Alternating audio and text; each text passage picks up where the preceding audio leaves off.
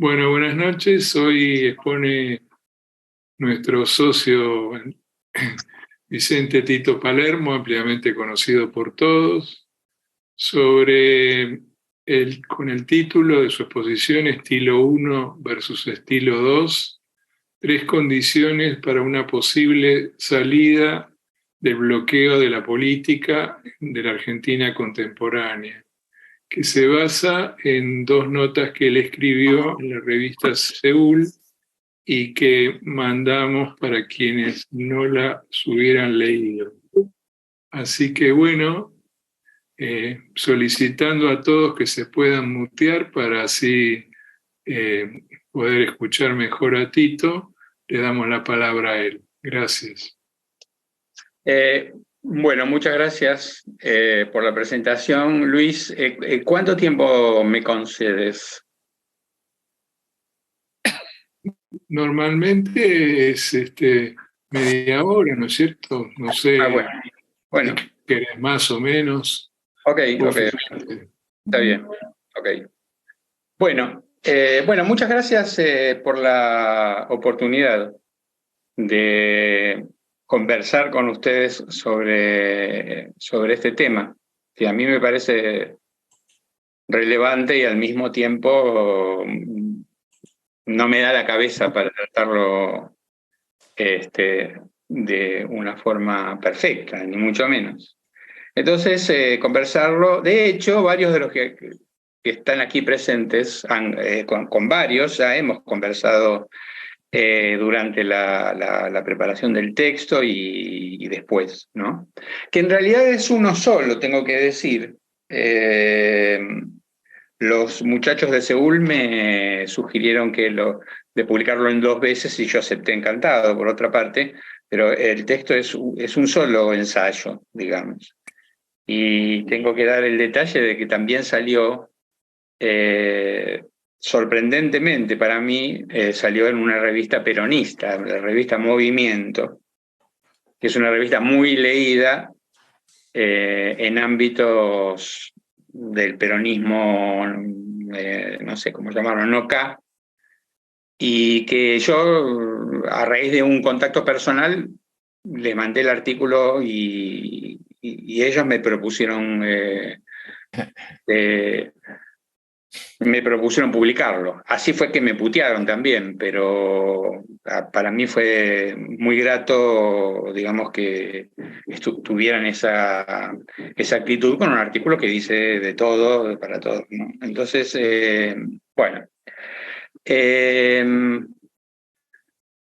Bueno, yo lo que procuré hacer, porque con el tiempo que hay, obviamente no voy a ir paso por paso desarrollando los argumentos y tampoco voy a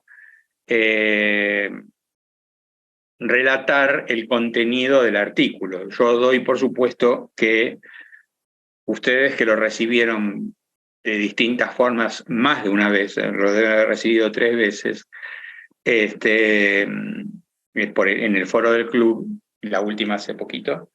Doy por supuesto que o lo han leído o tienen una idea, y en todo caso, si no, espero que lo lean después, pero yo no tendría tiempo para tratar punto por punto, ítem por ítem. Entonces, lo que quiero es explicar y plantear una discusión en torno a la hipótesis. ¿Qué es lo que yo quise hacer? Bueno, yo lo que quise hacer es indagar sobre las condiciones de la cooperación política en la Argentina de hoy. Indagar sobre las condiciones de la cooperación política en la Argentina. Eso supone, digamos, para mí hay una serie de cosas que son obvias, que tienen que ver con el hecho de que si vamos a hablar de la cooperación política en la Argentina de hoy, precisamos hablar del personal político, de los partidos o no partidos, pero sí de los políticos. La creación de las condiciones de la cooperación, la creación de la idea de la cooperación, de las condiciones de la cooperación política, no tienen nada que hacer ni los empresarios, ni los sindicatos, ni la Fuerza Armada, ni la Iglesia, ni nada por el estilo. En algunas visiones, en algunas percepciones, esos son actores que pueden llegar a tener un lugar, se les puede imaginar un lugar. Pero en lo que es decir, vamos a discutir las condiciones de la cooperación, ahí no tienen nada que hacer. Después, otro tema es que yo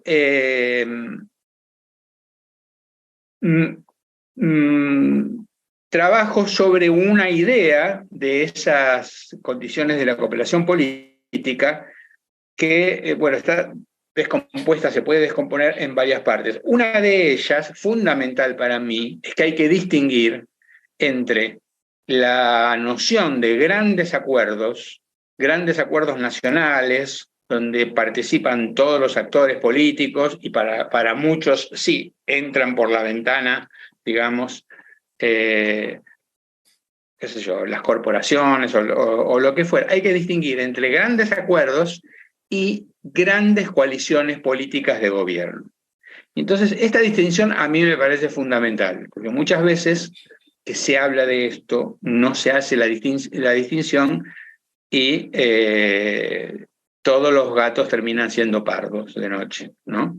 Entonces, esta es una distinción que yo me esfuerzo en hacer y trato de decir de que las posibilidades son muy diferentes para unas o para otras, a pesar de que sean muy difíciles las dos.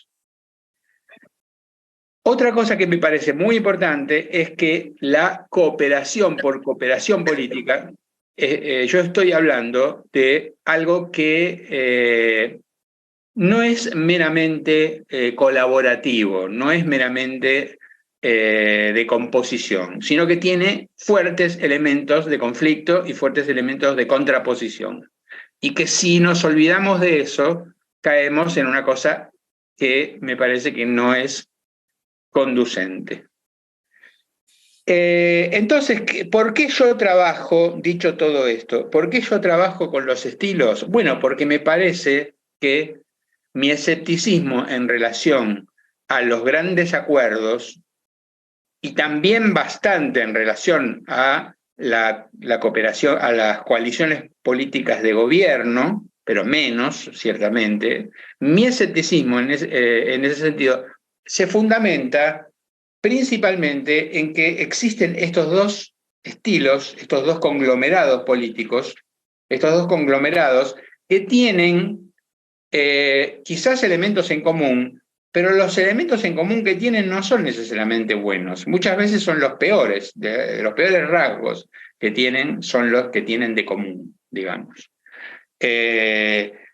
Y los elementos que no tienen en común los transforman, como está desarrollado en el texto, los transforman en inasimilables unos con otros, incomparables, sobre todo inconmensurables unos por otros. Es extremadamente difícil ponerlos en una escala, en un degradé de decir, bueno, de esto, estos son... O sea, la verdad es que yo agarro ítem por ítem de los que me parecieron relevantes, los comparo todos uno con otro en ese ensayo, no al estilo de la ciencia política dura, sino al estilo del ensayo político, pero tratando de trabajar con la realidad.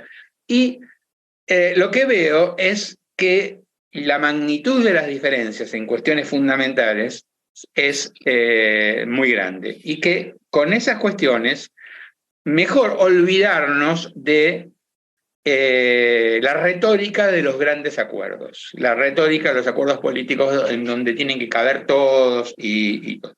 ¿Por qué insisto en este tema? Bueno, porque me parece que confunde, digamos, si no distinguimos y no decimos, bueno, esto es imposible, esto es ingenuo, y por ingenuo hay que descartarlo. Si no, y esto no, esto es difícil, pero no es tan ingenuo y no hay que descartarlo, ¿no? Si no hacemos eso, no podemos avanzar, no podemos pensar, no podemos proponer un diagnóstico y no podemos preparar un camino de acción. Entonces yo creo que ese camino depende de comenzar por esta distinción, de la ingenuidad, es decir, la ingenuidad del acuerdismo, acuerdismo a la Moncloa, a la Moncloa, pero para la Argentina, o a las reformas israelíes, pero para la Argentina. No estoy diciendo que no estuvieron bien planteadas en España o en Israel. Pero la verdad es que para nosotros eso no tiene sentido, digamos, no. Tomo un ejemplo nada más. Esas propuestas se hacen sobre la base de una suposición que es circular y equivocada, porque no sé, es decir, nosotros necesitamos reconstruir el Estado, no podemos partir de algo que supone que ya tenemos el Estado reconstruido, ¿me entiendes? Es una cosa, es circular. Entonces, el Estado que tenían los israelíes, por muchos problemas que tuvieran, el Estado que tenían los israelíes, o el Estado con el que contaban los españoles, no lo tenemos, el Estado está destruido en la Argentina. Entonces, ¿cómo vamos a proponer un camino de acción que tenga por punto de partida el lugar a donde allí tenemos que llegar, o uno de los lugares a donde tenemos que llegar? No tiene sentido.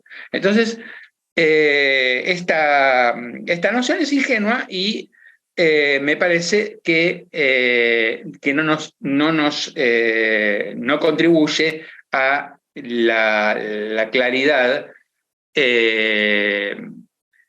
con la que necesitamos pensar. Entonces, yo voy a partir de una metáfora que no está en el texto, como para explicar qué quiero decir, ¿no? Más claramente, pero voy a empezar con una metáfora que es militar, pero que es política, que es del siglo XIX, que es la formación del ejército grande, ¿no? Urquiza no se puso a conversar con Rosas para convencerlo de que precisaba la reconciliación de los argentinos y un régimen constitucional. Cuando se decidió Urquiza, que era hora de decidirse, ¿qué hizo? Formó una coalición de índole política que se expresó en el Ejército Grande. Convocó inclusive a uruguayos colorados y a brasileños. Venció en Caseros y atravesó la ciudad de Buenos Aires con la divisa rojo punzó en el pecho, para escándalo de los balcones porteños. Sarmiento se enojó, qué raro, ¿no? Y se fue.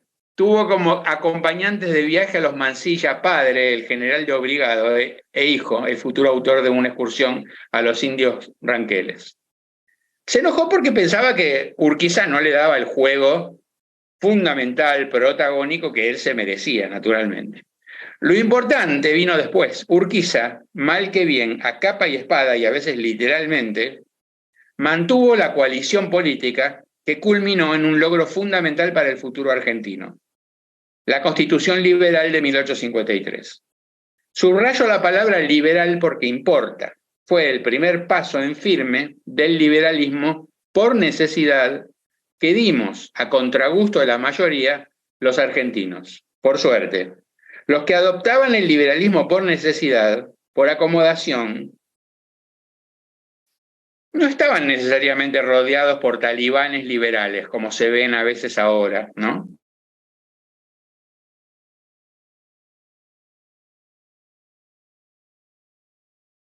Se fue el audio, Tito, no sé qué pasó. Tito, te muteaste. Tito, te muteaste solo. Te muteaste. O alguien te muteó, no sé. No. Seguís muteado. Ahí está. Ahora Bueno, sí. Está. No sé hasta dónde llegué. Empezá de nuevo, mejor, por las dudas. No, estaba diciendo que Urquiza... Empezó con la divisa rojo punzó en el pecho. Ah, bueno, sí, perfecto. Se enojó Sarmiento. Y que Sarmiento se enojó, bueno. Y Urquiza, a duras penas, pudo mantener la coalición política que culminó en la Constitución Liberal de 1853. Y me parece que hay que subrayar la palabra liberal, porque importa mucho. Fue el primer paso en firme del liberalismo por necesidad, a contragusto, que dimos los argentinos.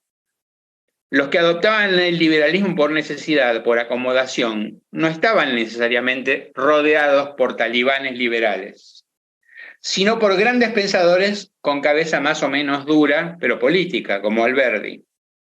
Entonces, la primera lección o la principal lección que yo saco arbitrariamente de esto, digo arbitrariamente porque ejemplos se pueden elegir cualquiera y lecciones se pueden sacar muchas, pero yo de este ejemplo, la lección que saco es que si se trata de crear las condiciones favorables a grandes reformas, no se precisa tanto de un gran ganador como de un gran perdedor. Pero eso nos impone ciertas obligaciones, entre ellas, no hacernos ilusiones ni incurrir en ingenuidades en relación a grandes acuerdos y ser magnánimos luego de la victoria con los derrotados. Otra vez, si se trata de crear las condiciones favorables a las grandes reformas, no se precisa tanto premiar a los ganadores como premiar a los perdedores. Y acá recurro a otra metáfora que me parece que viene bien al caso, ¿no? ¿Qué habría acontecido con la suerte política de Bernardo de Irigoyen, que tantos servicios prestó a la patria hasta su muerte a principios del siglo XX, si esa suerte política hubiera dependido de Salvador María del Carril? Creo que la historia de él hubiese sido otra, totalmente menor, digamos, ¿no? Entonces, me parece que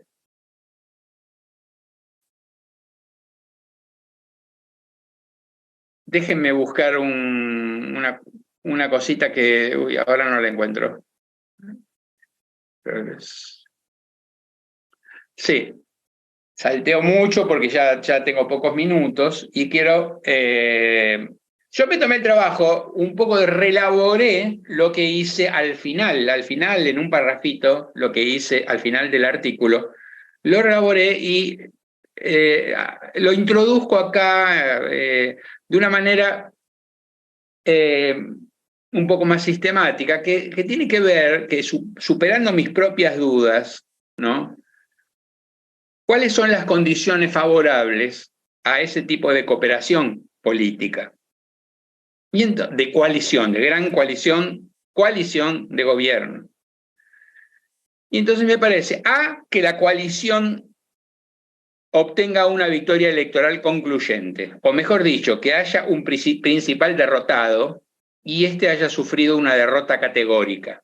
Esto me parece fundamental y esto sí se encuentra en la literatura de ciencia política vinculada a policy, en el sentido de que tiene en los Estados Unidos ahora side to side, de lado a lado, una victoria que recorre el país, de La Quiaca a Tierra del Fuego, ¿no? O sea, o una derrota en ese sentido para otros, ¿no? Para el otro. Pero eso es fundamental porque si no, no hay un mandato, hay una crisis sola no sirve. Lamentablemente las crisis ya las gastamos todas. Porque tengamos otra, que ya estamos en ella, pero no importa. Eso no nos va a servir de nada solo. Entonces, hace falta eso y ustedes podrán decirme, bueno, pero no va a haber, eso no... Y bueno, yo lo que trato es de pensar el problema y nadie sabe qué es lo que va a haber o no va a haber.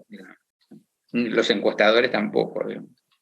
Bueno, eso es primero. Segundo, que esta coalición victoriosa esté convencida de que el camino es organizar la cooperación. Es decir, organizar, o sea, forzar al otro por las buenas o las malas a cooperar. Esto de forzar al otro por las malas que no suene violento, suene, mira, mijito, si no cooperás, o sea, eso lo hacía Fernando Henrique Cardoso en Brasil, lo hizo mucho, sobre todo durante el primer periodo de gobierno, forzar al otro a cooperar, ¿no? O sea, lo ponía, bueno, tenés zanahoria, pero tenés palo, y si vos querés que yo use el palo, lo voy a usar, digamos, ¿no? Tercero, que transite el camino de coalición electoral a coalición de gobierno. O sea, esto que no se puede dar por sentado. Bueno, ganamos.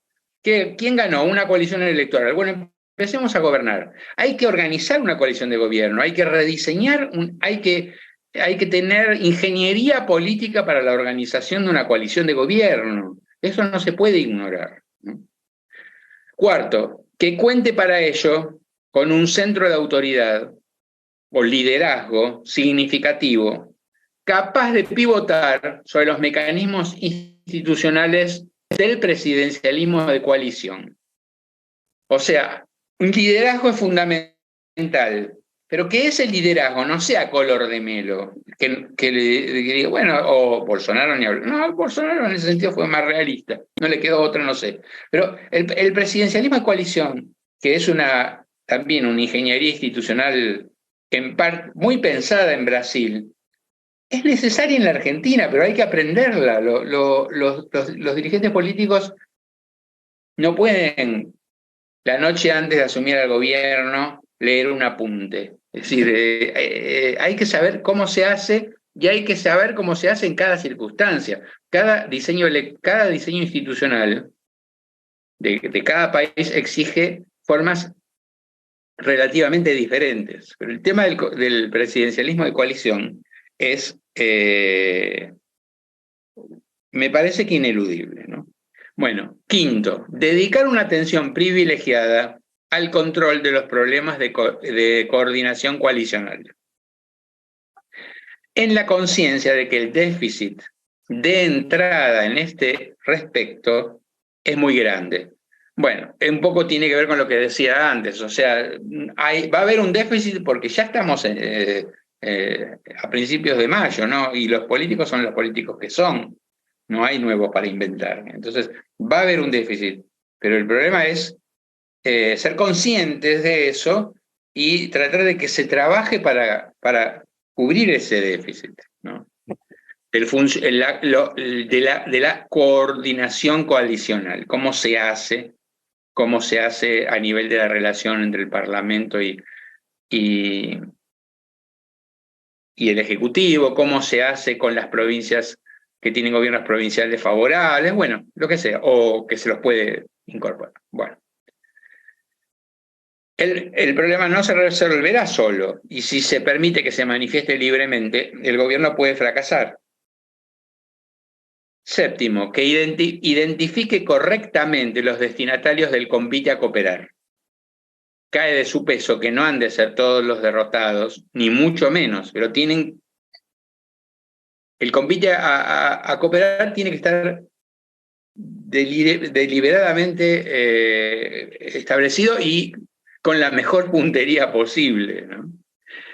Y el último, más o menos, lograda la aquiescencia de ese sector, la coalición gobernante deberá realmente cooperar con él, haciendo patente que él percibirá beneficios y tendrá arte y parte, y no será meramente llevado de las narices. No es, bueno, vos vení que te doy una embajada, no es eso, ¿no? O un ministerio, pero no te doy más bola, quedás ahí, bueno. No, tienen que formar realmente parte del gobierno, ¿no?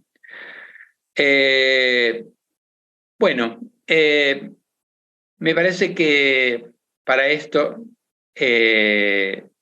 no sé,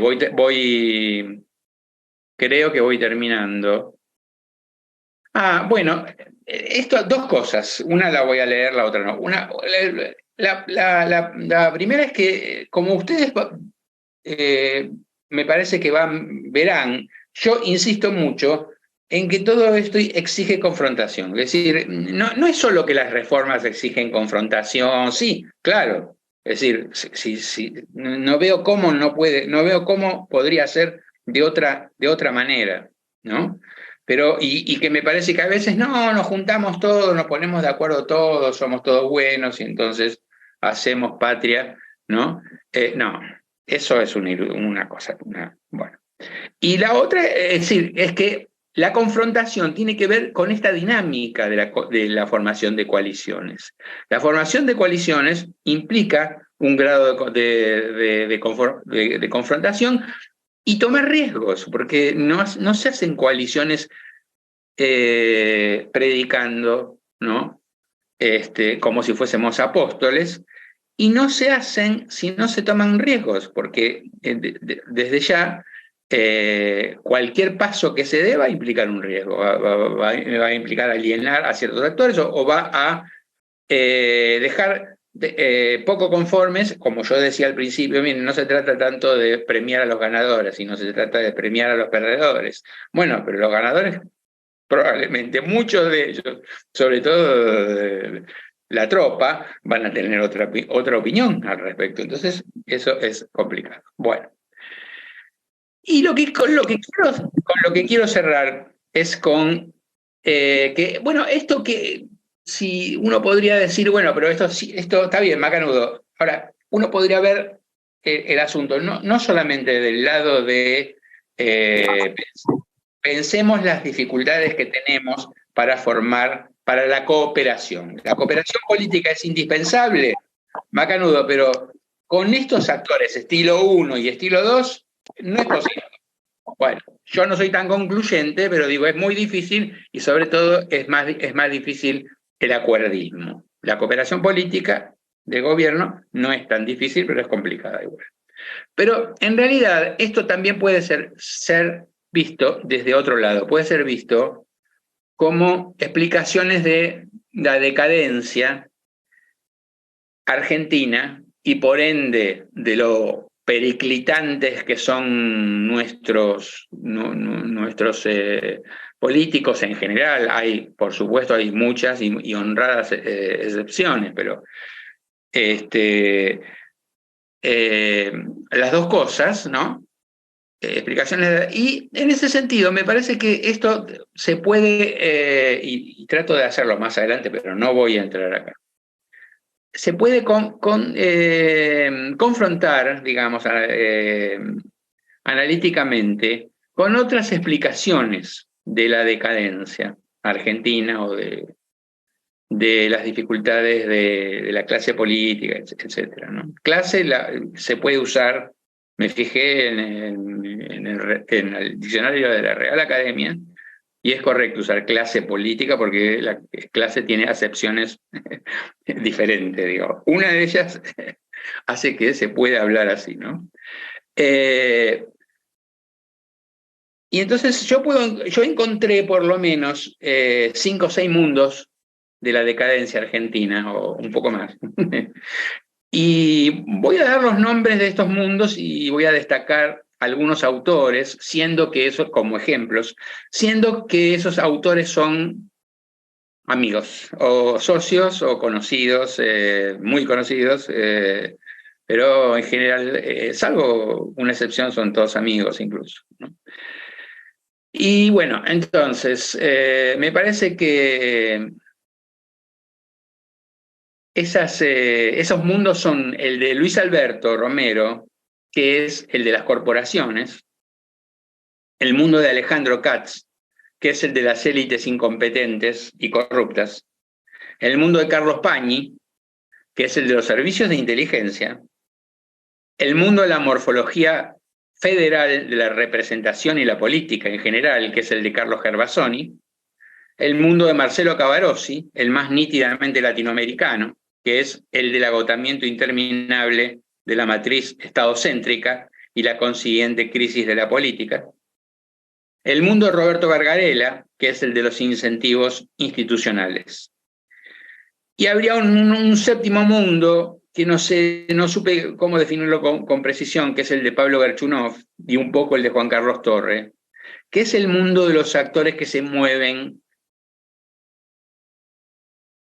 en el campo del realismo político y hay que observarlos en lo posible sin ir a estudio, con una gota de cinismo, con un poco más de positivismo inteligente, para comprenderlos, porque por muy normativos que seamos, esos son los actores que tenemos y están sujetos en general a lógicas maquiavelianas, en el sentido bueno y malo del término maquiaveliano, y hacen lo que pueden, en fin.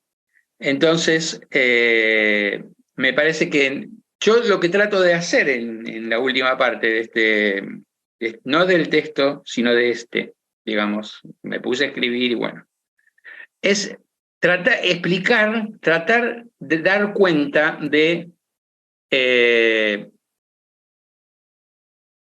el tema de los problemas de nuestras clases políticas. ¿Por qué, asumiendo que son incompetentes la mayoría de los políticos, por qué lo son? Porque eso no lo tratan mucho. O sea, los que hablan de, bueno, tenemos unos políticos, son un desastre, ¿verdad?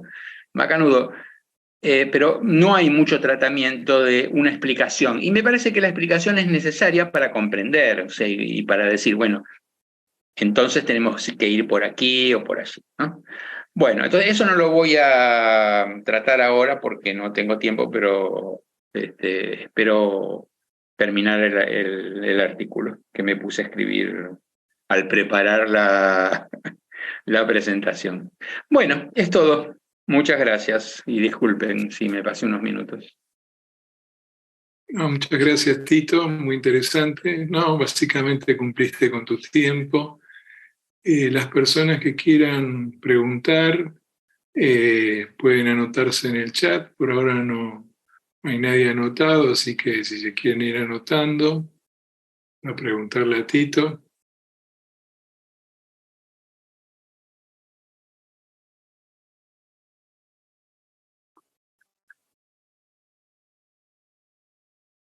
Lo dejó a todos mudos, que ya es un mérito, ¿eh? Ariel Korenberg pidió la palabra y Facundo Suárez Lastra. Ariel, ¿querés hablar? Desmuteate y después Facundo.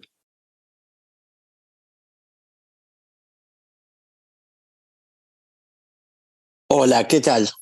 Creo que no se me ve ahí, ¿o sí? Porque estoy con celular. ¿Cómo les va? No se te ve, Ariel. No se me ve, ¿no? Un segundito, a ver, si no, que hable Facundo y después entro. Bueno, que entonces... Bueno, yo estaba esperando escuchar los comentarios. Primero quiero felicitarlo a Tito por el trabajo, me parece muy completo, tiene algunas reflexiones muy, muy interesantes, pero como me caen las generales de la ley, la primera pregunta que se me ocurre es sobre la última formulación que me pareció una invitación a reflexionar, sobre la cual tengo un enorme interés. Es ¿qué puede pensar un grupo como este de por qué son incompetentes los políticos? Yo que convivo, que soy uno de ellos y que convivo con muchos de ellos, tengo un enorme listado de cosas para decir, pero me gustaría un resumen. Sé que es otra conferencia, pero como dejó tirado esto y en todo caso el centro de la propuesta de Tito requiere como actores principales a los políticos, digamos, no se concibe la propuesta de Tito sin la acción principal de los políticos. Este señalamiento me parece interesante para agregarlo a la presentación. Bueno, gracias. No sé si querés contestar ahora o preferís que intervenga Ariel Korenberg y Graciela, que se anotaron. Yo no sé, no sé si no es un abuso, prefiero contestar ahora. Ustedes saben que eso es una gran comodidad del expositor, pero... Dale. Está bien. Bueno, mira, a mí la pregunta, la verdad que te agradezco que me la hayas, estoy tratando de... A ver... digamos, si la contesto sin leer, que la voy a tener que contestar sin leer, porque son como 2 páginas sobre salto toda la historia, porque yo lo que trato de hacer, que debe estar muy mal, digamos, ¿no? Pero lo que trato de hacer es empezar en la Argentina del 80, del 1880. Digamos, ¿qué pasa con la clase política ahí? ¿Cómo va evolucionando? ¿Qué pasa con el radicalismo? ¿Qué pasa con el peronismo? Etcétera, etcétera. Entonces, pero llego a la actualidad, a la actualidad, ¿no? Entonces,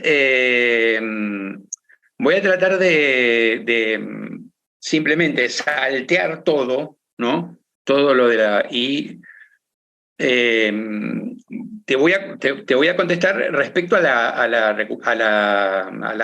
la clase política actual, y me voy a olvidar de cosas, porque no voy a leer, porque son como dos páginas largas.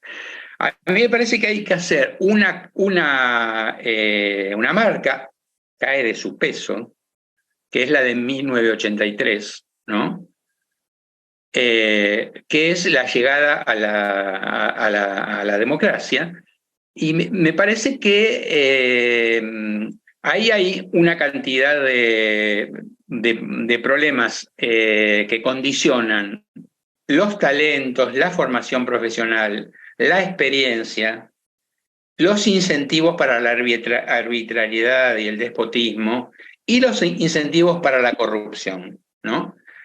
Y los condicionan mal, por una razón u otra. Pero, por ejemplo, tomemos un ejemplo que, bueno, voy a ponerle un poco de pimienta al asunto. Da la casualidad, acá hay un socio amigo que está presente, que es Eduardo Jacobs, ¿no? Y hay otro que no está hoy, y no lo voy a nombrar porque no le pedí permiso, pero que estábamos los tres en 1987, inmediatamente después de Semana Santa, en el CEDES, donde se había organizado una reunión con políticos. Y uno de los políticos era Manzano, ¿no? Que era un tipo que la verdad que lo teníamos en gran estima por razones obvias, porque era joven, pero sobre todo porque era y es un tipo extremadamente inteligente, ¿no? Bueno. Y entonces, él en la reunión dijo algo que dio la casualidad de que cuando, me parece que lo comentó Eduardo Jacobs, me lo comentó hará unos 3 meses, y yo le dije, pero yo estaba ahí en la reunión. Yo estaba, o sea que éramos 3 del club que estábamos presentes en esa reunión. Digo, al tercero no lo voy a nombrar, ¿no? Pero bueno, ¿qué dijo Manzano? Dijo, hay que entender, más o menos, pero bastante fiel, porque aparte lo chequeamos entre los dos, ¿no? Hay que entender que nos están atacando en particular a nosotros, los políticos. Vienen por nosotros, es de vida o muerte, y nuestra prioridad tiene que ser cerrar filas en nuestra defensa, atendernos a nosotros mismos. Bueno. Puede ser que no todos los presentes captamos el significado vasto que tenían esas palabras, pero con el paso del tiempo la fuimos entendiendo mejor. Y lo que yo quiero agregar a esto es que la verdad es que no les costó a los políticos, a la inmensa mayoría de los políticos, alinearse con esa palabra de orden. ¿Por qué? Bueno, porque ya lo estaban haciendo eso. ¿Y por qué lo estaban haciendo? Porque tenían toda la estructura del Estado que les dejó la dictadura militar, que les allanó el camino. Toda la estructura del Estado estaba para el cachetazo, estaba para los nombramientos, para los precios, para todo. Entonces, claro, tenían, y encima con la legitimidad democrática y todo lo demás, ese fue un legado junto a otros que tienen que ver, qué sé yo, la autoridad, la ley, lo que sea, y que no se trata solamente de un poco de corrupción. Sí, se trataba un poco de corrupción, pero la arbitrariedad se puede ejercer selectivamente a favor de la gente, del representante, sin violar necesariamente la ley. Entonces ahí sí hay una cuestión de incentivos institucionales, ¿no? Como diría Roberto Gargarella, bueno, el neoinstitucionalismo, ¿no? Entonces este costado sombrío del legado de la dictadura que no se ve tan claramente, pero que es importante. Los que se ven son otros más, ¿no? Pero a mí me parece que fue entre todo, en ese caldero de los años 80, se fueron preparando cosas como la desconfianza, las dificultades para la cooperación, la evaporación de la moneda es emblemático, ¿no? de las dificultades para cooperar, la antipolítica y la hiperrepresentación. Y me parece que cuando se queja un ministro, como Remes Lenikov, que se queja con toda razón, pero uno dice, bueno, ¿de qué te quejas, Remes? Y porque nosotros, y sí, conseguimos contamos que con la cooperación de los dos partidos mayoritarios, hicimos el shock que era necesario hacer, pero a los 2 meses ya tenía a los gobernadores golpeándome la puerta, no sé, bueno, estaba cantado, ¿no? O sea, medio... Bueno. Entonces, me parece que de eso yo creo, y con esto cierro el comentario, con esto digamos, esto desemboca en el reino de la antipolítica y de la hiperrepresentación, ¿no? Ahora, esos son las dos caras de una misma moneda. Son las dos caras de una misma moneda, la antipolítica y la hiperrepresentación, que se acuña lentamente, se vino acuñando desde los 80, ¿no?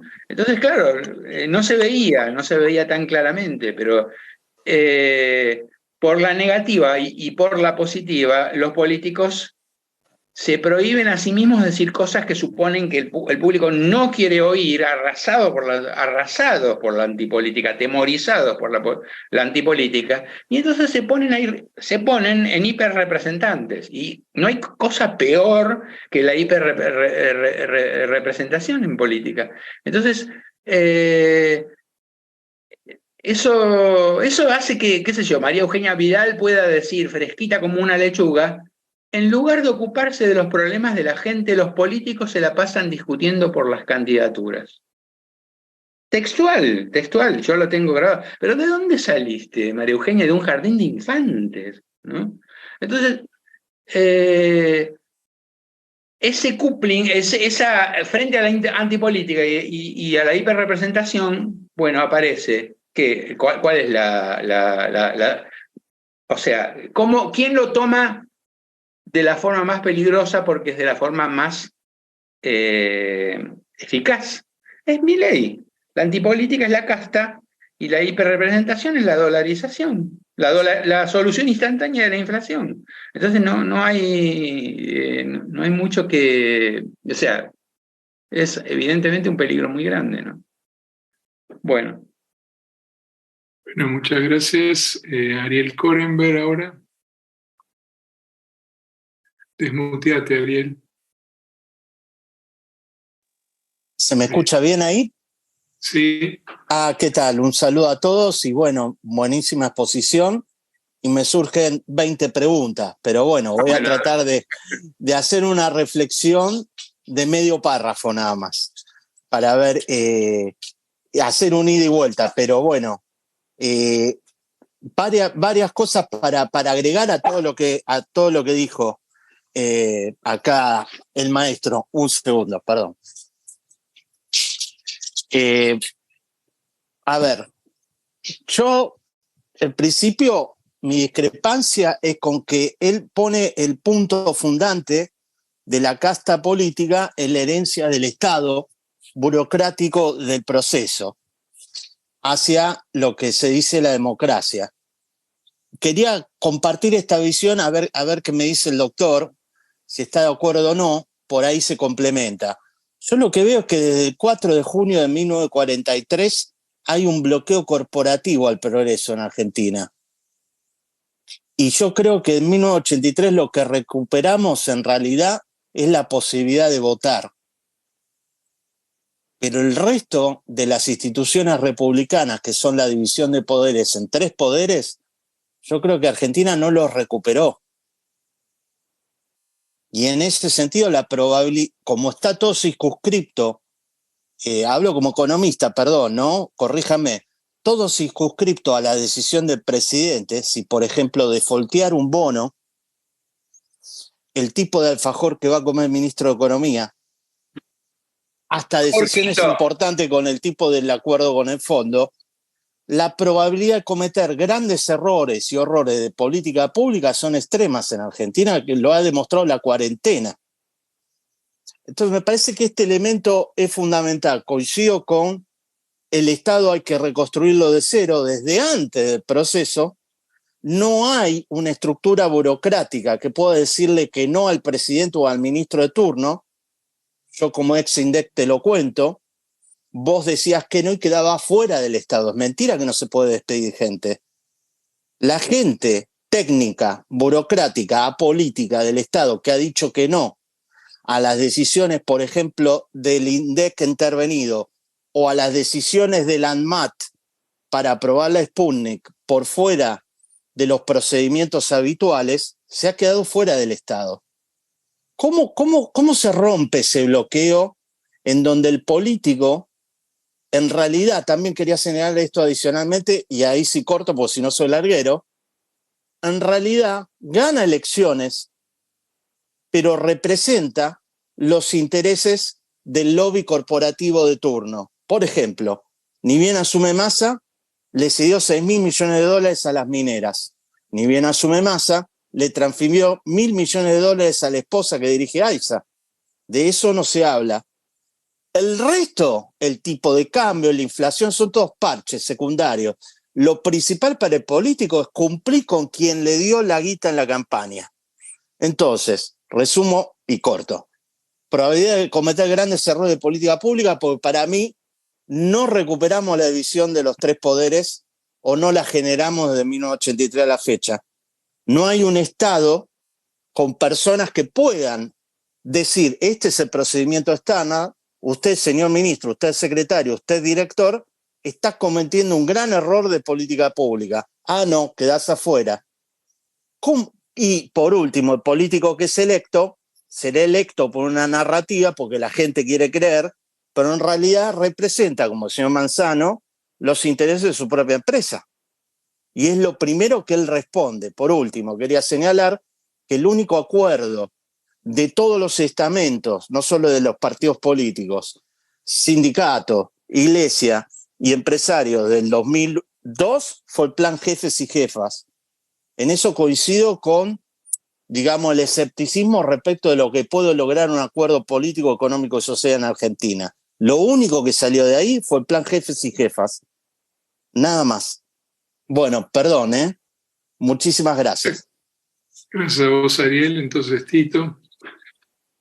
No, el tema es, lo único que puedo hacer es, primero que me parece, en términos generales, estoy de acuerdo. Estoy de acuerdo. Esas son partes de mis preocupaciones y son parte de la literatura, digamos, por ejemplo, de los mundos a los cuales me referí, yo diría que todo eso entra, bueno, en varios, pero principalmente en el de Alejandro Katz.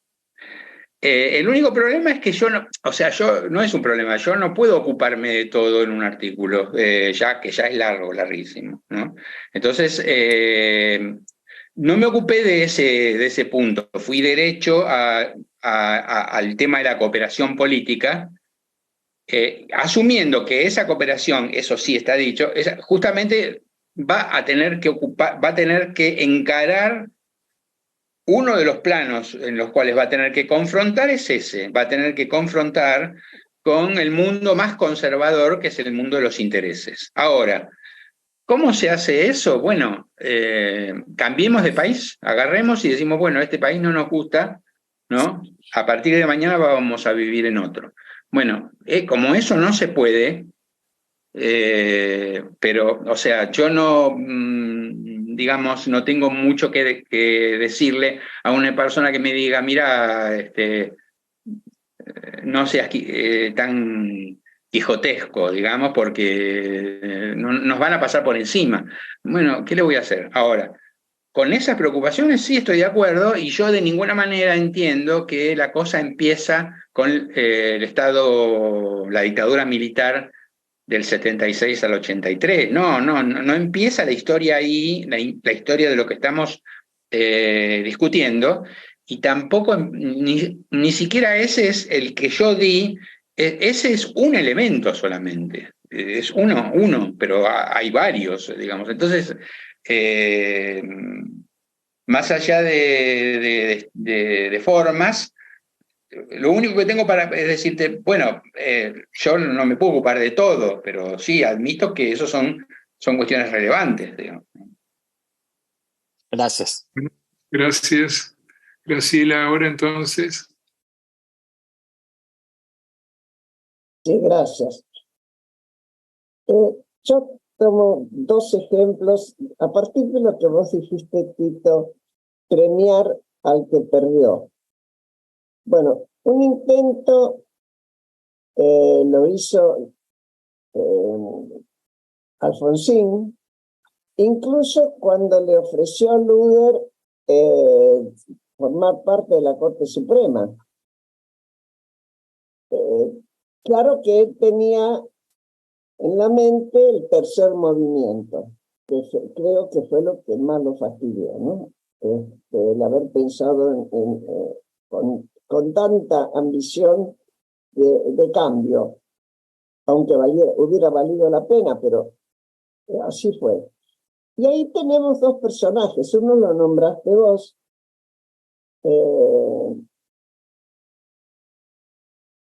¿cómo se llama el que es el dueño del canal ahora? ¿A quién? El que vos nombraste como muy inteligente. Como muy inteligente. Manzano. Manzano, igual que el Cotino Siglia, tomaron el ejemplo del pentapartito italiano. Ellos dijeron, para hacer política hay que hacer negocio con las empresas. A ver cuáles son las empresas. ¿Qué es una forma? Bueno, en Italia derivó en lo que derivó, y acá derivó en que yo no sé qué ha hecho el Coti con la guita ni nada de eso, pero que Manzano se hizo multimillonario e influye, eso no nos cabe ninguna duda. Seguro. Creo que eso pasó. Es decir, que los que perdieron la pucha sí ganaron. ¿Cómo se hace, entonces, sería la pregunta, para poder premiar sin estropear el proyecto? Claro, exactamente. Vos tenés un proyecto, entonces, y al mismo tiempo entendés con toda razón y dejando de lado toda ingenuidad que el que perdió, si se queda sin nada, te va a empezar a tirar las 14 toneladas de piedras apenas empieces a caminar. Y no te las vas a poder bancar. Claro. Entonces, ¿cómo se hace, o cómo se debería hacer desde la política, para calcular y ese debería ser el negocio, entre comillas, que debería pactarse antes? Y quizás sí, no sé, pero bueno, yo por eso di el ejemplo peregrino, quizás un poco bizarro, de Urquiza, porque Urquiza premió a los perdedores. A Bernardo de Irigoyen, es un decir, Bernardo de Irigoyen es un ejemplo, pero premió a muchos perdedores. Y el tipo dijo, no, yo voy a gobernar con todos, ¿no? Y bueno, y eso no se puede tomar como ingenuamente, porque él no tenía mucho ingenuo, ¿no?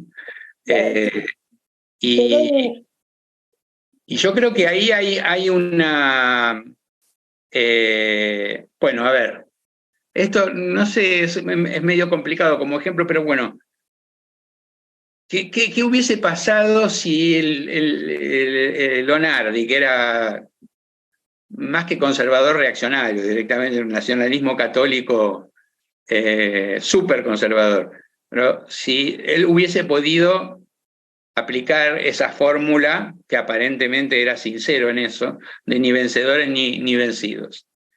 Claro, el país hubiese sido un quilombo igual, pero me parece que, bueno, entre otras cosas, ahí lo mismo un poco lo que decís vos, los gorilas no estaban para eso, entonces no lo podemos sacar a este tipo, bueno, a ver, arsénico en el locro del 1 de mayo, digamos, ¿no? No sé, yo creo que es un tema, vos decís, bueno, habría que planearlo antes. A mí me parece que por lo menos tiene que haber una mesa que no hay, que es por la galería, me parece, pero tendría que haber una mesa de coalición que discuta estas cosas, digamos. O sea, pero hasta ahora estas cosas ya son, digamos, es como si fuera esperar que piensen qué va a pasar dentro de un siglo en la Argentina, ¿no? Pero a mí me parece... ¿Cómo? Perdóname. Termina. No, que yo estoy diciendo es muy difícil, pero me parece que hay que encontrarle un lugar, y hay que encontrarle formuladores y, bueno... Bueno, yo doy dos ejemplos más. Después de la catástrofe de la alianza, hay dos tipos que se ponen de acuerdo, que son Raúl Alfonsín y Duhalde, y que dicen, bueno, muchachos, nos sentamos y a ver cómo se va haciendo esta política. Lo cuenta Remes en el libro 215 días de la bomba, pero además ayer nos lo contó en la radio. Y termina después con una cosa muy interesante. Y cada cosa que iban haciendo, como se necesitaban los votos del Poder Legislativo, y ahí está la otra historia también, Tito, ¿cuántos votos vas a tener para apoyar cada movimiento si queremos seguir en democracia, ¿no? Y que funcionen los tres poderes?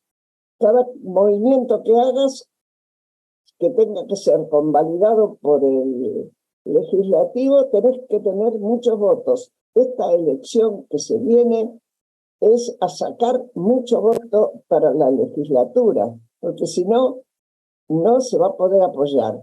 Bueno, lo lograban cuando Duhalde con su equipo, que ya lo había formado 3 años antes porque pensaba ganarle a De la Rúa, el mismo equipo, con Remes a la cabeza y demás, le fue preparando lo que había que hacer. Pero él decía, pero le preguntan a don Raúl antes, ¿eh? Y a ver si don Raúl iba a darse vuelta y a mirar a su bancada y le iba a decir, muchachos, votamos. O no votamos. Y ahora termino con lo que terminó hoy, ayer, perdón. Yo a Remes Lenikov, a Jorge, le pregunté, decime, Jorge, alguno de los partidos políticos, algún sector de los partidos políticos que van a competir, te llamó? Sí, Juntos por el Cambio. Y están trabajando bien, lo cual me puso muy contenta. Buenísimo, claro. Listo, terminé. Bueno. No tengo mucho que decirte, Graciela, estoy de acuerdo, pero que si vos esperás que está muy bien lo que decís, pero respecto al tema de los dos, de Alfonsín y Duhalde, creo que son un ejemplo de cooperación política, aunque a Duhalde le guste llamarlo hicimos la unidad nacional, no hicieron pero de cooperación política, aunque muy limitada. O sea, el tema era cómo poner un poco de orden, estabilizar mínimamente la inflación, la economía, y les alcanzó para eso, no les alcanzó para más nada. Tanto es así que se la dejaron picando a Kirchner después, ¿no? O sea que le van a... Bueno, muchas gracias. Tengo un comentario de Victoria. Me gustaría que respondieras a cuáles son las razones de la incompetencia de los políticos. Entiendo que eso ya fue respondido. Después Alicia Cuñaro dice, Tito, ¿podrías ampliar lo de los mundos? Es muy interesante, si puedes desarrollarlo. Ahí no sé si vos después vas a mandar tu exposición por escrito, Tito. Y después está Cacho Lotterstein, Eduardo Jacob, Ricardo Mazzolini y María Brown. Así que no sé si querés decir algo de Alicia Cuñaro, lo de los mundos. Bueno, no, porque bueno, yo lo que hice es señalizar eso, ¿no? Podría haber tomado otros autores, aunque no muchos, pero podría haber tomado. Y porque me pareció que, digamos, no hubiese sido del todo correcto decir, bueno, miren, la explicación de la decadencia argentina es esta. Esa es la mía y yo tengo una visión que sé que es limitada, digamos. Entonces, bueno, vamos a ver si encontramos otra. Bueno, de hecho yo ya sabía que las iba a encontrar, pero eso fue lo que hice, tratar de identificar. Eso se podría trabajar, uno podría meterse un poco más sistemáticamente en ese grupo de mundos y tratar de elaborar un poco. Yo no lo hice, por lo menos todavía no sé si lo haré, pero podría ser interesante. Más no sé. Bueno, muchas gracias. Veo que Cacho Lotter te está hablando por teléfono, no sé si puede opinar o no ahora, si corta la comunicación y se desmutea, o si no, seguimos con Eduardo Jacobs. A ver, Cacho. Bueno, a ver, seguimos con Eduardo Jacobs. A ver, ahí cortó. Cacho. Desmuteate, por favor. Estás muteado, ahora sí. Tito, muy lindo, muy bueno, y quiero hacerte dos acotaciones. La primera respecto a la Constitución de 1853, recordando a un socio del club, Ricardo Salvador, con el que charlábamos mucho sobre este tema. En la Constitución del 53, el grupito que lo discutió, que eran 22 tipos nada más, 22 tipos, 13 días. En realidad discutieron nada más que dos temas. La Constitución así más o menos la preparó Benjamín Gorostiaga y creo que tenía 22 años y se discutieron dos temas nada más durante 13 días. Y los dos temas que se discutieron, primero la libertad religiosa. El grupo contrario, no liberal, contrario a la libertad religiosa, vos lees los argumentos y tienen razón. No, ellos dicen, ustedes dicen, son no los representantes, ¿por qué no preguntan si la gente está de acuerdo que un musulmán sea senador? ¿Están locos? Entonces, bueno, hasta, ojo, el texto decía que hasta el presidente podía ser judío. Sí. Es impresionante. Bueno, ellos, bueno, decían, sí, no los representantes, si están de acuerdo conmigo, si mis representados están de acuerdo conmigo. Pero el segundo tema que se discutía, que eso es a lo que te quiero llevar ahora, era que no estaba Buenos Aires, que ellos estaban aprobando una constitución y más de la mitad del país no estaba presente ahí. Entonces, ese era el otro tema que se discutía. ¿Y por qué Buenos Aires no quería participar? Entonces, bueno, había muchos motivos, pero un grupo grande decía, nosotros, de los autonomistas, acá decía, no hay manera que nosotros convivamos con los 13 ranchos, así llamaban a las 13 provincias. Sí, sí. Eran dos mundos diferentes los 13 ranchos de Buenos Aires. Por supuesto, las cosas cambiaron desde 1853 hasta la fecha, vino una gran inmigración, esa inmigración homogeneizó de alguna manera lo que es la capital federal, la provincia de Buenos Aires, excluido el Gran Buenos Aires, Entre Ríos, Santa Fe, Córdoba, Mendoza, y por ahí algunos núcleos más, pero esos son tan diferentes al resto. Sí, yo que por distintas razones viajaba bastante al interior, son dos mundos tan diferentes. Ayer yo los miraba durante la elección en en La Rioja, en Catamarca, Santiago del Estero. Es decir, entonces la idea es, no hay algo de fondo que impulsa ese estado 2 que vos llamás, tan de fondo que va a ser, ¿cómo pensás que se puede superar esa tremenda diferencia, siendo que la Constitución que al fin y al cabo plantearon sobre representa en forma grosera a ese estado 2? Gracias, Cacho.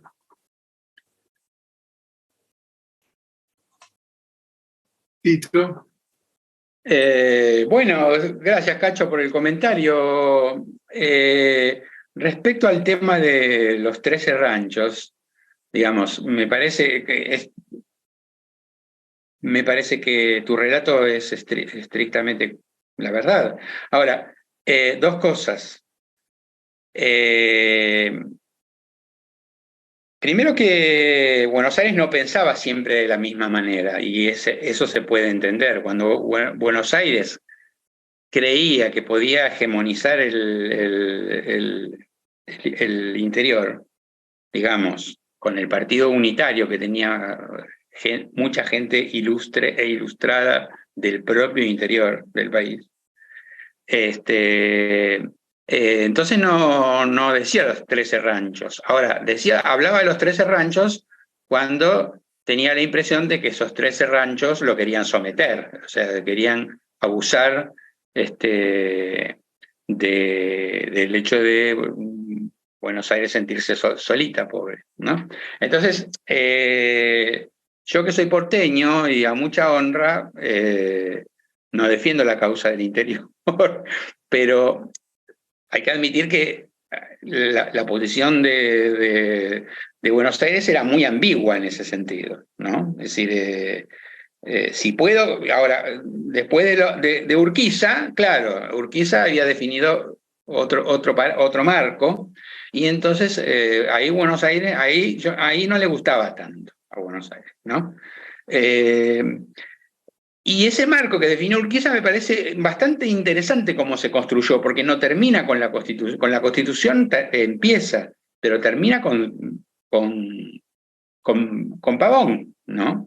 No con Cepeda, con Pavón, que es una batalla falluta, digamos, donde Urquiza es magnánimo con los perdedores potenciales, porque él estaba en condiciones de ganarla esa batalla, y se retira y le deja el campo. Es decir, bueno, a ver, el que tiene que ganar sos vos, no hinchemos más. O sea, el que tiene que el único de donde puede salir, ya el marco lo puse, la Constitución del 53, con libertad religiosa, todo.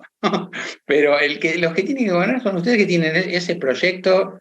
Y bueno, entonces ahí me parece que hay una historia que, bueno, tan mal no salió, pero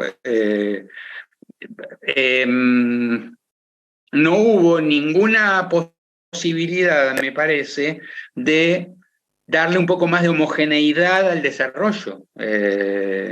argentino. Bueno, este es un problema del desarrollo latinoamericano también, ¿no? Es un problema latinoamericano, no solamente argentino.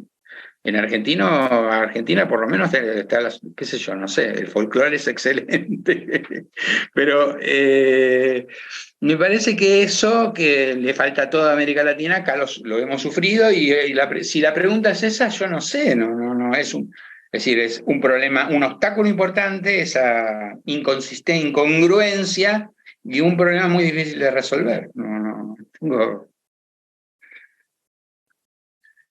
Bueno, muchas gracias, Eduardo Jacobs. Hola, sí.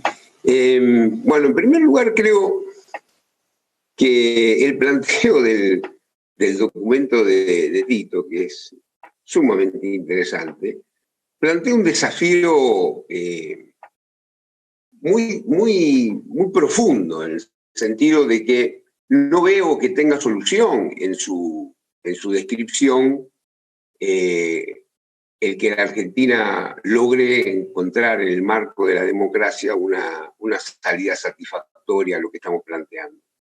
Me parece que requiere un cambio de visión, un cambio de paradigma, es decir, partiendo como bien partieron Tito y luego la pregunta de Facundo, yo creo que hay un problema de la clase dirigente que es muy profundo y que tiene que ver con dos elementos para mí. Uno que lo planteaba Tito al hablar de Gervasoni, que tiene que ver con las provincias, con los estados federales. ¿Qué ocurre? La mitad del país, por lo menos, digamos, no exagero al decir 15 provincias, en los últimos 25 años han estado mandando cuadros políticos cada vez peores. Es decir, ¿qué piensan ustedes que que pueden ser los diputados y los senadores de Formosa después de 35 años de Infran, o de Santiago del Estero después de 20 años de Zamora y antes de eso los que los precedieron, o de Salta, o del Chaco, o de Santa Cruz, Tierra del Fuego, Chubut, de la tiranía de las Neves? Podemos recorrer todas las provincias del país y nos vamos a dar cuenta que los diputados y senadores que han venido, que han configurado nuestro Parlamento, son lamentables. Me ha tocado conocer a muchos de ellos. Escasas buenas personas y el resto gente absolutamente inhibidas del pensamiento propio, escuchando a sus líderes feudales. Eso por un lado. Y por el otro lado, la provincia de Buenos Aires, que en la medida de los últimos 30 años consolidando el conurbano, los legisladores y la gente poderosa de la provincia son los intendentes que están absolutamente ajenos al destino de la provincia. Están interesados en el destino de ellos y de la política. Con lo cual, en los últimos 20 años se ha configurado una situación muy paradojal en este momento, y es que tenemos a todas las provincias argentinas con superávit, a todos los municipios grandes, los 25 municipios grandes del conurbano llenos de plazo fijo, y el Estado quebrado y la provincia de Buenos Aires quebrada. Es decir, es una situación no viable, porque necesitamos de aquellos dirigentes políticos que no tienen el menor interés en discutir, como bien lo dijo Gerardo Morales hoy, o ayer creo que fue, cuando se sacó la foto en Tierra del Fuego, defendiendo el escandaloso régimen de promoción de Tierra del Fuego. Un escándalo que le cuesta al país 600.000 millones de pesos por año para armar celulares coreanos. Entonces, me parece que el tema es de una profundidad absoluta y que verdaderamente estaría buenísimo profundizarlo y ver cómo poder poner en la mesa de debate cuestiones como esta, porque no van a venir de estos dirigentes políticos ni del interior ni del conurbano bonaerense, que están en otra. Porque ellos están como Quintela o de la elección de ayer. Quintela tiene un superávit, entre todas las provincias tienen 1 billón de pesos de plazo fijo. 1 punto y algo de PBI de plazos fijos. Esa es la situación hoy de las provincias. Por eso van a ganar los oficialismos. Rovira lleva 25 años ahí en Misiones y es bochornosa la foto del gobernador electo levantándole la mano a Rovira. Pasalacqua, que es el cuñado de Rovira, le levanta la mano a Rovira, siendo que la elección la ganó por 65 puntos Pasalacqua. Entonces, en ese estado de cosas de la política, yo creo que resulta muy interesante el artículo de Tito y sería buenísimo profundizar en estas líneas para tratar de ir poniendo sobre la mesa algunos ejes que permitan a los dirigentes políticos que sí están entendiendo que la cosa es profunda, bueno, por dónde ir, cosa que no está ocurriendo todavía. Bueno, gracias. Gracias, Eduardo. Bueno, Tito, no sé si quieres responder o comentar algo. No tengo, o sea, no voy a responder de oficio. La verdad que estoy totalmente de acuerdo, me parece muy bien el comentario de Eduardo, pero no tengo nada nuevo para agregar. Bueno, bárbaro. Entonces, Ricardo Mazzorín tiene la palabra.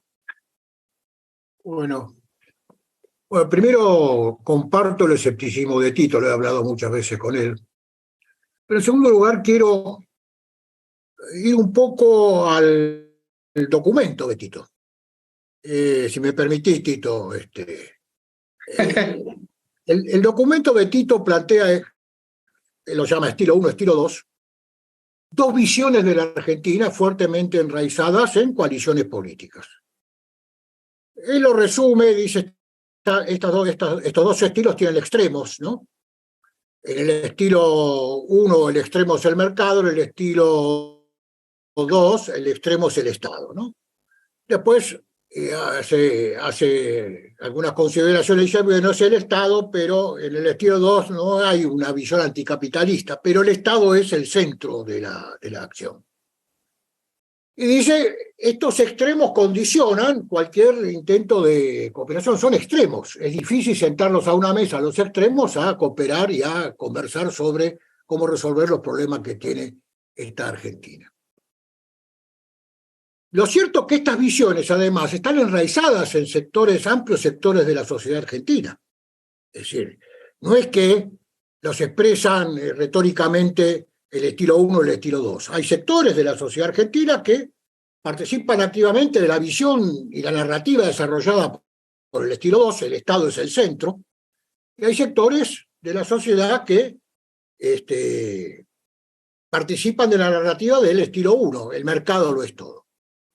Ahora, dentro de esto, hay sectores corporativos que tienen intereses que defender y entonces depende de quién acceda al poder, son sus alianzas, ¿no? Por ejemplo, si accediera a una visión de mercado, los sectores que viven de la protección arancelaria y que capturan rentas de esa protección, bueno, seguramente formularían alianzas defensivas con sectores como la CGT, basados en que la apertura del comercio destruye el empleo, etc. Entonces, parece difícil en esta situación establecer algún marco de cooperación política, como bien lo dice Tito. Entonces, Tito dice, la única manera es que haya una coalición lo suficientemente fuerte que gane contundentemente las elecciones y sea generosa con el perdedor después, ¿no? Es decir, no dice cuál coalición tiene que ganar, dice una coalición que para hacer alguna transformación sea lo suficientemente fuerte para concitar una mayoría que le dé un mandato firme y que le permita ser generoso con los perdedores. Y este es el dilema, porque en la sociedad en la que estamos nosotros, excepto algún momento histórico, Perón, en la década del 70, o Cristina, creo que en el 2002 sacó 54-55% de los votos. En el resto de las elecciones se dividen por partes casi iguales. Digamos, hay una coalición, un partido en aquel momento que saca el 50% y el resto disperso. En la última elección sacó el 48% en el balotaje, si no me equivoco, Alberto Fernández, y un 41% Macri. En estas condiciones no hay ninguna coalición que tenga un mandato a partir de un triunfo contundente que le permita plantear con generosidad un perdón a los perdedores y convocarlos a un gobierno, porque de lo que se trata, si yo te entendí bien, Tito, es que una coalición de estas características, que ganara contundentemente y tuviera un mandato de transformación, convocar a los perdedores, no a todos, elegir a qué perdedores, a formar parte del gobierno, a estos perdedores. ¿Para qué? Para estabilizar este proyecto y darle sustentabilidad en el tiempo. Sí, sí, me entendiste bien, sí. Esto sería una construcción ex post. La primera condición es que haya una coalición que gane contundentemente y obtenga el mandato. La construcción ex post es ampliar la coalición a los sectores que perdieron para hacerlos partícipes. Obviamente hay que generar incentivos para que sean partícipes de esa coalición, pero partícipes de los logros y también compartan algunos de los costos que las transformaciones conllevan cuando se ponen en marcha. Y yo soy ese, más allá de la clase política, digo yo, ¿no? que tiene obviamente responsabilidad en este juego. Yo no dejo de destacar la presencia, la fuerte influencia de los sectores corporativos que cruzan a estas coaliciones y que Claro, pesan sí. y que tienen demandas firmes. De hecho, y disculpame Tito y los demás si me extiendo un minutito más, la presencia de Rodríguez Larreta en la CGT o con miembros de la CGT, para garantizarle que no va a tocar los convenios colectivos y que la reforma laboral en todo caso, no sé bien de qué hablaron, pero eso es lo que surge. La CGT, con la astucia que la caracteriza, sabe que es probable que el Frente Todos pierda y que el gobierno que suceda intente alguna reforma. Rápidamente lo que ha hecho es abrirse al diálogo. Esta convocatoria al diálogo es una convocatoria a charlen con nosotros que tenemos intereses que defender. Que me parece legítimo, pero lo que digo es que el primer paso de Rodríguez Larreta fue sentarse a conversar. Para garantizarles, se supone, que no van a tocar aquello que es central para la dirigencia sindical, que son las paritarias nacionales y las obras sociales, a cambio de algún apoyo, supongo que es ahí. Entonces, si la condición para la transformación es que una coalición gane por una mayoría amplia, obtenga un mandato, sea generosa y proponga a los perdedores participar del gobierno, digo, estamos frente a una encrucijada que va más allá de las características de la clase política, porque ese mandato lo tendría que obtener de la sociedad. La sociedad tendría que votarlo masivamente, esa coalición, para que ejerza ese mandato, y yo no veo condiciones para que eso ocurra en la Argentina, tal cual está dada la situación en la Argentina de estos dos mundos que disputan en sus narrativas cuáles son las transformaciones que requiere esta sociedad. Nada más que esto, Tito. Como ven, fue una exposición breve.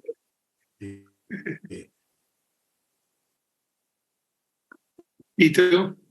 No, muchas gracias. Y bueno, parte del problema, ¿no? Que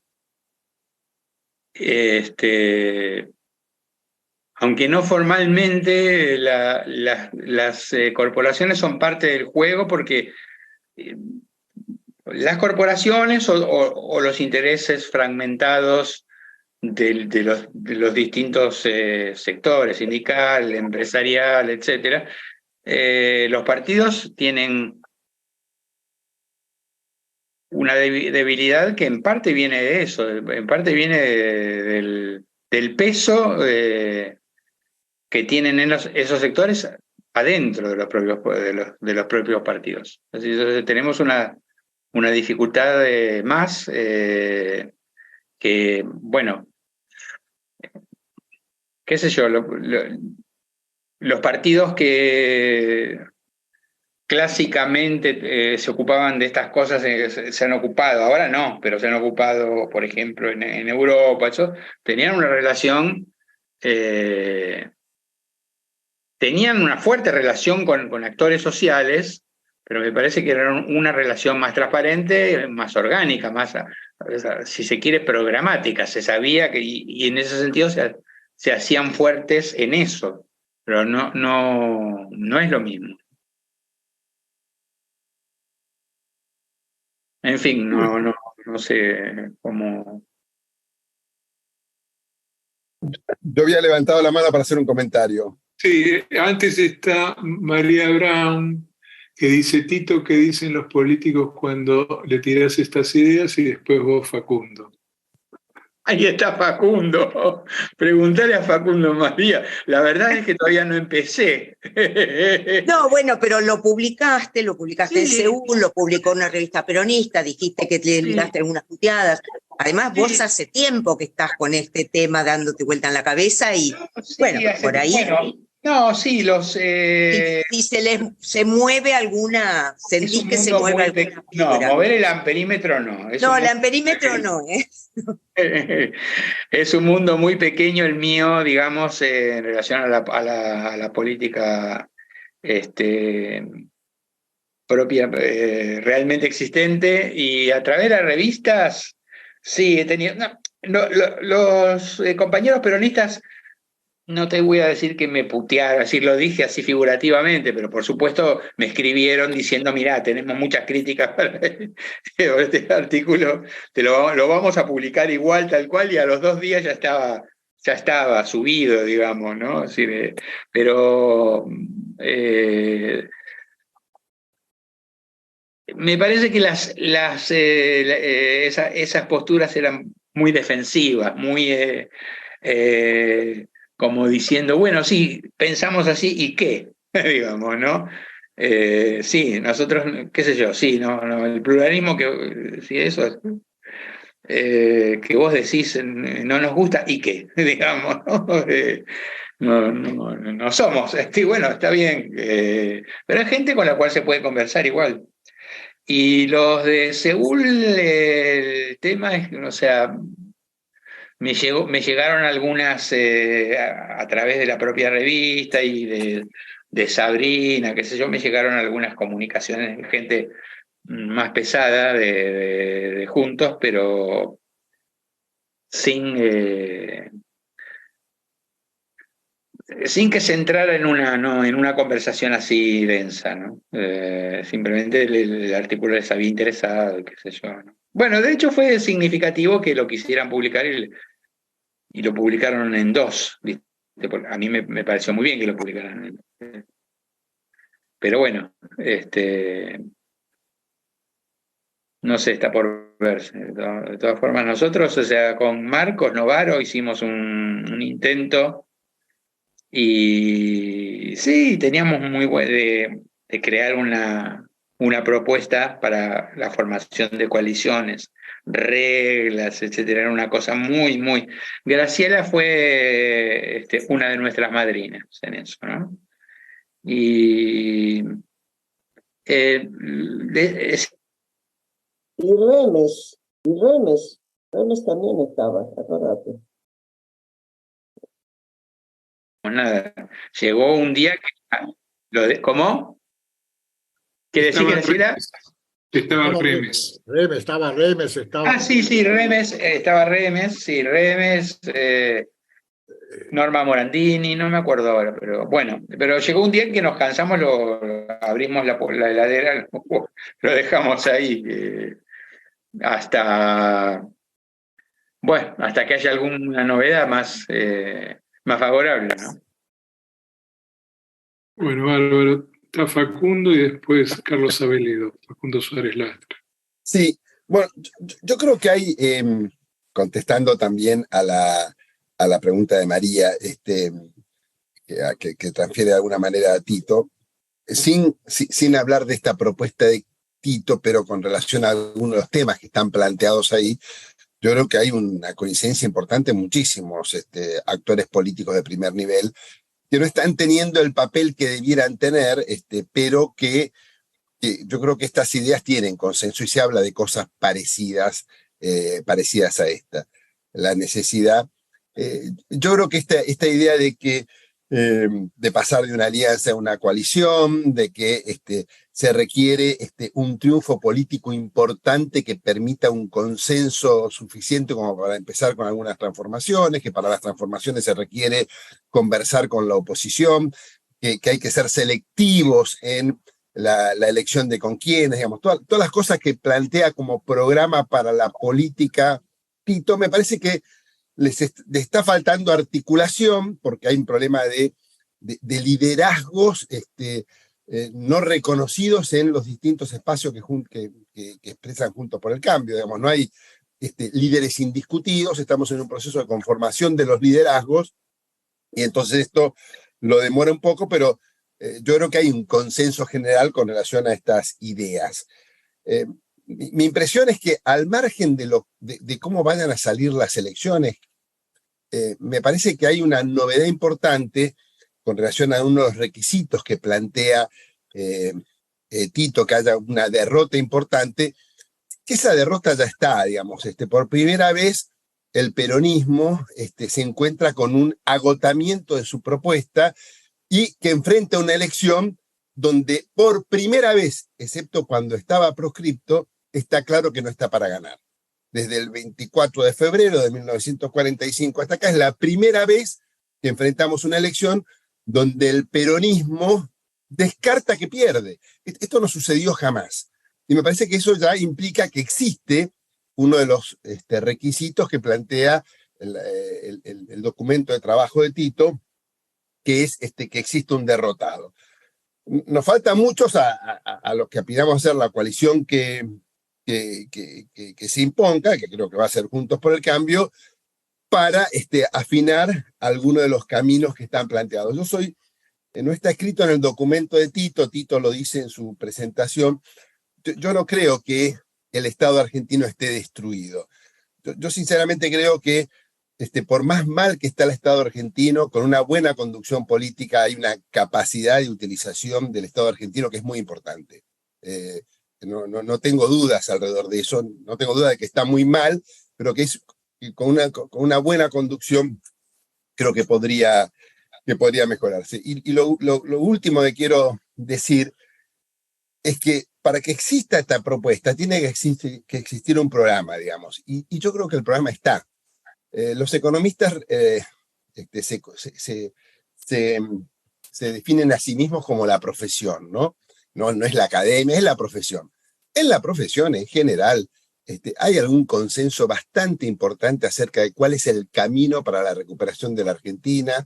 Hay equipos de todos los partidos políticos que están trabajando. Hay un punto de acuerdo entre Álvarez Agis, por decir alguien del peronismo, pasando por Remes Lenikov, por Laspina, por todos los que forman parte. Hay un común denominador, hay una idea central de hacia dónde tiene que ir la Argentina. Lo que le está faltando a eso es la política que sea capaz de dotar de poder a ese consenso que existe acerca de cómo ir. Y me parece que estamos cerca de eso. Yo sinceramente soy bastante optimista.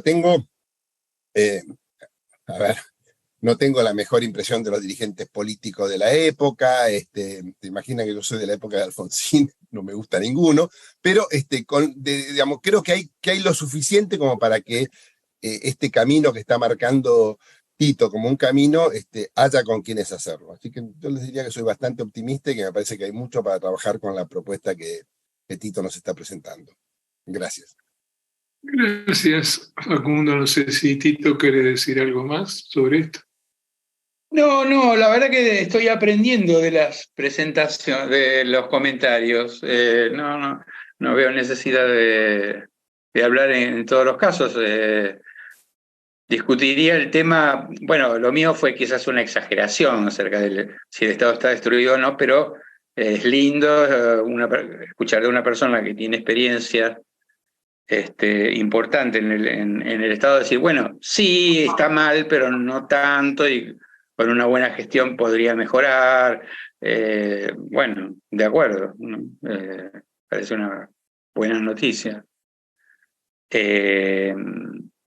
Me parece de que lo que pasa es que crear cosas acá en Argentina, con la tradición que tenemos, crear cosas públicas es un problema, ¿no? A pesar de que hay algunas buenas, pero me parece que hay un déficit por ejemplo, de lugares de formación, de la carreras de burocracia o políticos, digamos, que otros países no tienen, están mucho mejor en eso. Nosotros, el INAP no sé, existe todavía, nadie sabe si existe, es ahí un dinosaurio. Y la carrera de administradores gubernamentales murió, ¿no? Hace muchos años. En fin. Bueno, gracias. Está Carlos Abelé, después Horacio Moabro, y si le parece, después vamos terminando. Carlos, desmuteate.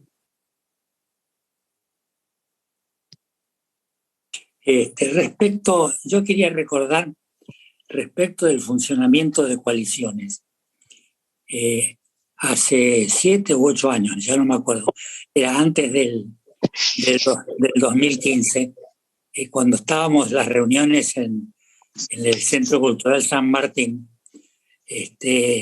una vez yo conseguí, traje invitado al quien era en ese momento el presidente del Frente Amplio uruguayo, y que nos estuvo contando cómo se había ido desarrollando el Frente Amplio como coalición desde todas las veces que perdieron, digamos, desde los 70, digamos.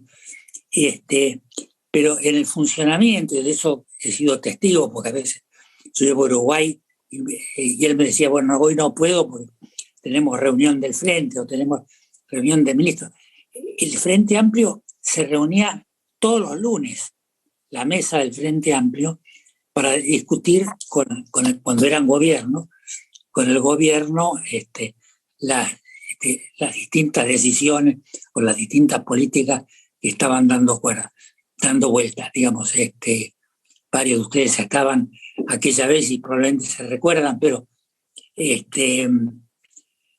y ahora, si bien no hay una relación, no sé si hay una mesa formal de discusión entre el Partido Blanco y el Partido Colorado, pero en la práctica funcionan como coalición porque tienen que tener mayoría en el Congreso, y tienen parte de estas ingredientes que mencionaba Tito de conversación con quien perdió, ¿no? De cuando hay un problema serio, se juntan blancos y colorados que están en el gobierno ahora con la gente del Frente Amplio, o cuando está el Frente Amplio con blancos y colorados. Y a su vez, blancos y colorados son el equivalente a nuestros unitarios y federales. Estaban peleados a muerte en el siglo XIX y hasta que apareció el Frente Amplio eran, digamos, River y Boca, ¿no? Y sin embargo ahora hemos podido ver que además en los diálogos estos entre Sanguinetti y Pepe Mujica, digamos, hay otro estilo de comunicación. Tito mencionaba los ejemplos de Brasil también, ¿no? Tanto con el gobierno de Carlos Fernando Henrique como el gobierno de Lula, la construcción de coaliciones reales, ¿no? Porque Lula tampoco tenía en su primer gobierno mayoría parlamentaria y necesitaba el apoyo del PMDB y del establishment económico, etc. Sí, ahí hay un ejemplo de un diálogo fuerte entre el mundo 1 y el mundo 2, porque estaba, digamos, en el gobierno, en principio, ganador Lula, pero tenía de ministro de Economía gente que venía del mundo 1, ¿no? Si Lula fuese el mundo 2. Así que, digamos, yo creo que hay cosas para inspirarse. Lo que cuenta Facundo de los diálogos de los economistas es un ingrediente positivo y, bueno, ojalá se pueda hacer en varios campos eso, ¿no? Y finalmente creo que, y yo mencionaba en el último diálogo que tuvimos, me parece que como club político tendríamos que hacer algún ejercicio de ver si podemos tener mesa con alguna de la gente que tiene diálogo entre sí, del bando 1 con el bando 2, ¿no? Hace unos años los hicimos, pero digamos, obviamente los que están ahí en los puntos de contacto de la brecha, no en los polos de la brecha. Bueno, gracias Carlos. No sé si Tito querés comentar algo. No, está bien, parece muy bien.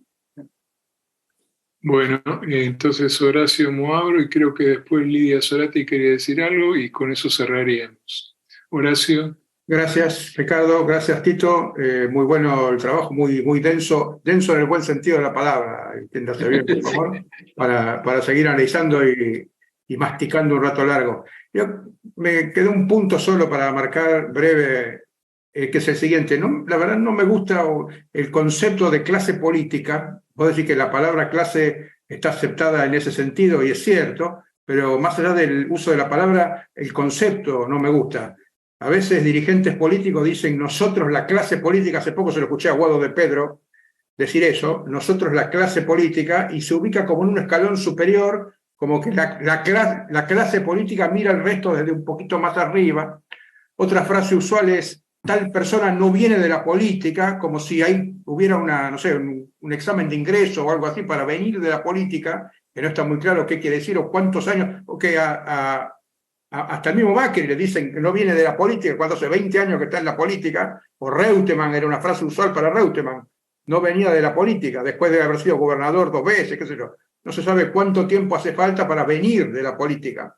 Y creo que si ese concepto de clase se reemplaza por los dirigentes políticos actuales, que es una posición temporaria, y los mismos dirigentes políticos entienden que después de terminar su mandato tienen que volver al resto a los mortales, al resto de los mortales a vivir de su profesión o de su tarea, porque otra frase hecha, que a algunos se le escapó pensando que estaba el micrófono cerrado y estaba abierta, es decir, nosotros de alguna forma nos acomodamos, creyendo que el que termina un cargo instantáneamente tiene que aparecer en otro, ejecutivo o legislativo o de asesor de alguien, y una vez que entra a eso ya tiene la vida salvada para el resto de sus días, ¿no? Creo que es un punto que sería bueno revisar. Tal vez no la palabra que expresa todo esto que está pasando, como no quiero decir casta porque también está muy gastada esa frase, esa palabra, pero que los dirigentes políticos entiendan que es una posición temporaria y que hay un mundo fuera de eso, ¿no? Gracias, Horacio. Tito, ¿querés decir algo? No, está bien, estoy de acuerdo. Bueno, Lidia, no te voy a anotar en el chat, pero entiendo que pediste la palabra, así que si querés decir algo, adelante. Sí, ¿me escuchan? Sí. Bueno, primero que nada agradecerle a Vicente toda su exposición porque fue una hermosísima clase de ciencia política. Yo lo que quería preguntarle es que lamentablemente estoy escuchando mucho gente que no quiere votar a Milei, porque, directamente el frente no existe, porque hay gente que nunca fue peronista ni nada, así que, como que tiene diferencias, empiezan a tener diferencias con Justos. Entonces, dado lo que recién dijo Tito, ¿qué hacemos si se nos viene un Milei? Porque ahí no tenemos vuelta de hoja de nada. Entonces, por eso era mi pregunta, ¿no? ¿Para dónde corremos si se nos viene semejante personaje? Bueno, gracias, Lidia. Tito. Me incomoda un poco hablar de esto porque hay, qué sé yo, digamos, ha habido algunas discusiones sobre el tema y no sé si casi no es tomar una posición partidista contestar la pregunta. ¿Me entienden? Entonces, la verdad es que yo tengo mi opinión. Y bueno, desde luego estoy muy preocupado por el ascenso presunto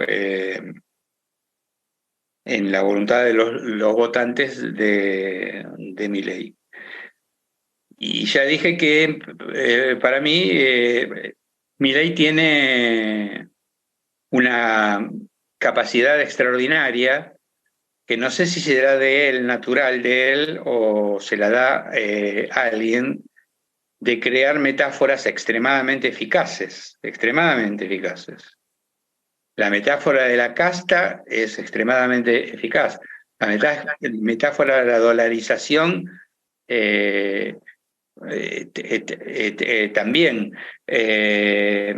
Bueno, ahora no me viene, como siempre que me tiene que venir algo a la cabeza en circunstancias así, no me vienen, pero tiene varias que ha ido... la desaparición del Banco Central.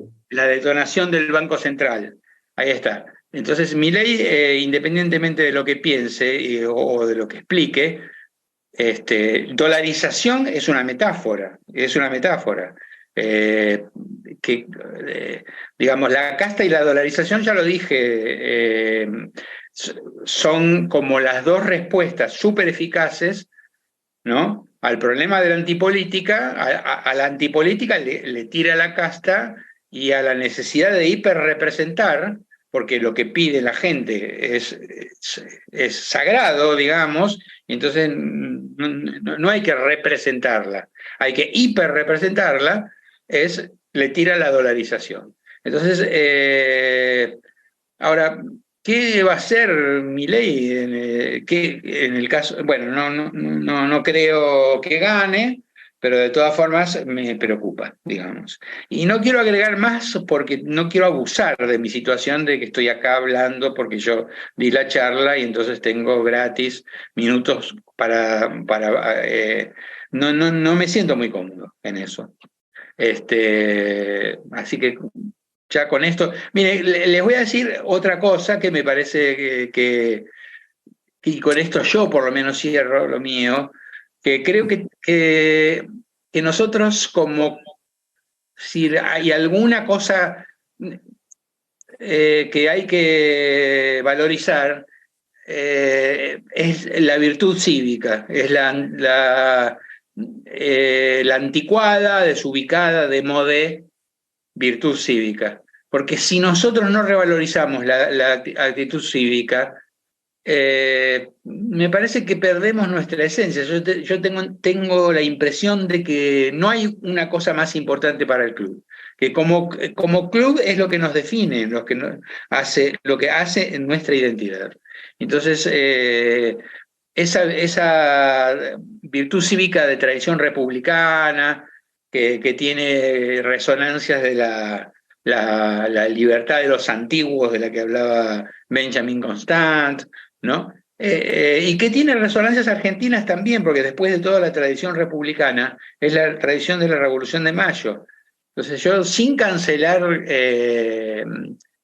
nuestro compromiso con el liberalismo, me parece, ¿no?, con el liberalismo, me parece que la virtud cívica es lo que creo que, bueno, estamos para eso, digamos, como club. Es mi opinión, no estoy diciendo de que tenga que ser así. Cualquier socio me puede decir que no, que el club está para otra cosa. Bueno, y conversaremos. Pero estoy diciendo cómo veo yo este asunto, ¿no?, en un momento tan difícil para la política como es el de hoy, ¿no?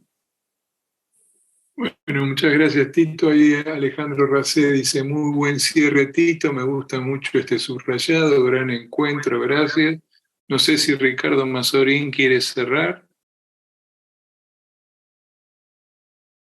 No tengo mucho que decir. Yo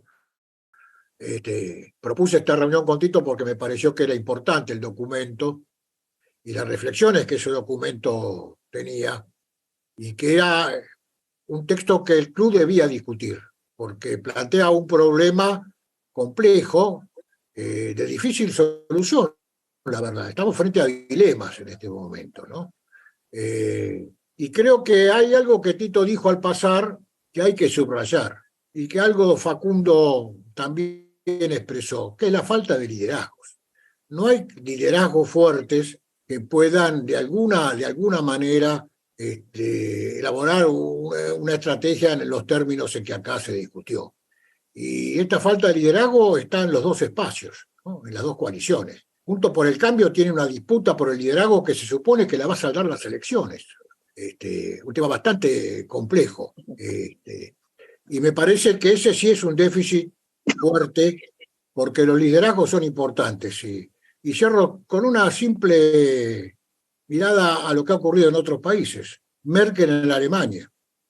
Merkel en Alemania hizo una coalición con los liberales, con los socialdemócratas, con Kohl, una coalición que fue ganadora, sabía que había llegado el momento de esa gran coalición. Y es una real coalición de gobierno. El ministro de Hacienda de esa coalición es un liberal. Y gobierna un primer ministro que es un socialdemócrata, ¿no? Esa coalición se dio un programa escrito, un programa discutido por los miembros de la coalición, que fijó los límites de la cooperación en esa coalición. Lo que estaba escrito se votaba en el Parlamento. Lo que quedaba fuera de ese programa era lo que permitía la disidencia y el pluralismo. Me parece que esta fue una reunión importante. La concurrencia de 46 o 47 socios muestra la importancia de haber convocado esta reunión. Creo que eso solo amerita un aplauso para el disertante, que fue Tito Palermo. Muy bien. Bueno, bárbaro. Muy bien. Gracias, Tito. Gracias a todos y a todas. Un abrazo.